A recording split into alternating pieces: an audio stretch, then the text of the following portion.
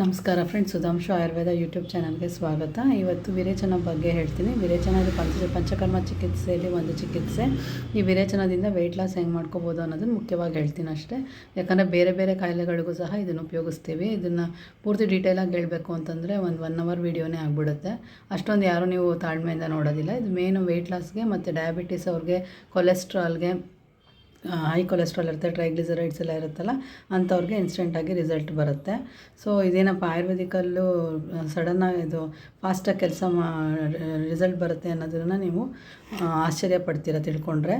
So ಇದನ್ನು first lipid ಪ್ರೊಫೈಲಿಗೆ ಮಾಡೋದಾದರೆ first ಒಂದ್ಸಲ ಟೆಸ್ಟ್ ಮಾಡಿಸಿ, ವಿರೇಚನ ಆದಮೇಲೆ ಒಂದ್ಸಲ ಮಾಡಿಸಿ, ನಿಮಗೆ ಗೊತ್ತಾಗುತ್ತೆ ಎಷ್ಟು ಕಡಿಮೆ ಆಗಿರುತ್ತೆ ಟ್ರೈಗ್ಲಿಸರೈಡ್ಸು, ಟೋಟಲ್ ಕೊಲೆಸ್ಟ್ರಾಲು, LDL, HDL ಅನ್ನೋದೆಲ್ಲ. ಸೊ ಇದನ್ನು ಹೆಂಗೆ ವಿರೇಚನ ಚಿಕಿತ್ಸೆ ಹೆಂಗೆ ತೊಗೊಳ್ಳೋದಪ್ಪ ಅಂತಂದರೆ ಫಸ್ಟ್ 3 ರಿಂದ 5 ದಿನ ದೀಪನ ಪಾಚನ ಚಿಕಿತ್ಸೆ ಅಂತಿರುತ್ತೆ.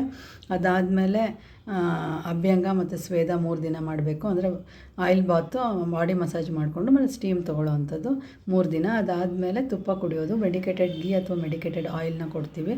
ಇದು 30 ml, 60 ml, 90 ml, 120 ml ಆ ಥರ ಇನ್ಕ್ರೀಸ್ ಮಾಡ್ಕೊಂಡು ಹೋಗಿ ಕೊಡೋ ಅಂಥದ್ದು.